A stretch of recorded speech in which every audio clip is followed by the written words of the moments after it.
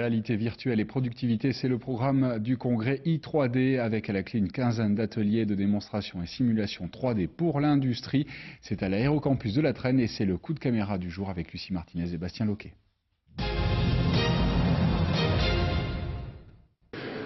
Vous ne le voyez pas, mais moi je le vois. Cet écran étant 3D, nous allons parler de cette petite révolution à l'occasion d'un salon organisé ici à Aérocampus, IT 3D, avec de nombreuses innovations. C'est tout de suite dans Coup de caméra.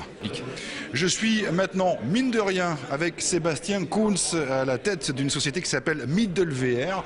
C'est vous, bonjour, vous êtes là, qui avez effectivement mis au point ce casque. En tout cas, vous présentez ce casque au salon. C'est quoi ça ? Alors ça, c'est un casque de réalité virtuelle, c'est pas nous qui l'avons développé, c'est un casque qui va arriver chez le grand public début d'année prochaine.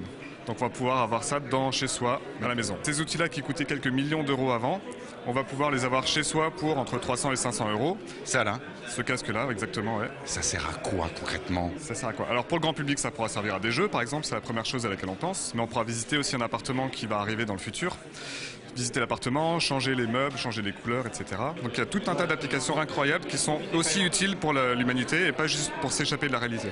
Mais voilà, parce que c'est souvent la critique qu'on fait. La réalité virtuelle, ça nous rend un petit peu tous autistes. Enfin, chacun a son masque, vit dans son monde et c'est terminé. Justement, nous, ce qu'on pense, c'est que déjà, petit 1, la réalité virtuelle peut être utilisée vraiment pour améliorer le réel. Donc justement, on peut aussi traiter des phobies, guérir des phobies. Si on a peur du vide, on peut vous mettre dans un casque virtuel et vous aider là-dedans. Pour des addictions aussi, pour prendre peur de prendre l'avion, il y a beaucoup de choses qui peuvent aider. On vous le disait aussi, pour être plus efficace au travail, pour de la formation, ingénieur, architecte, il y a beaucoup de choses qui se font. Et sur l'aspect être un petit peu autiste, ce qui va se passer, c'est qu'on va être connecté dans ce monde virtuel. Donc on va pouvoir être à plusieurs dans le même monde virtuel. C'est-à-dire qu'on pourrait, plutôt que de faire une interview là en vrai, on pourrait la faire dans le monde virtuel. Moi je pourrais être à Shanghai, vous pourriez être à Tokyo, et on pourrait faire l'interview comme si on était l'un à côté de l'autre dans le monde virtuel. Écoutez, c'est assez étonnant. Je propose que nous terminions ce coup de caméra par un essai virtuel de ma part. Alors, et là, je peux vous assurer que depuis que j'ai mis ces lunettes, je ne suis plus du tout au salon. Je suis au salon IT 3D. Je suis dans un salon, un vrai, avec là, il y a soit dans une chaise. Alors, je suis censé l'attraper.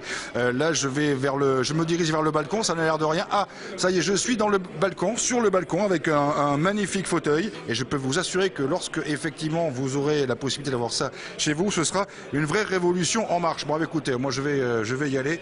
Je vais essayer de pas tomber. Ah, attention, là, il y a une chaise. Voilà.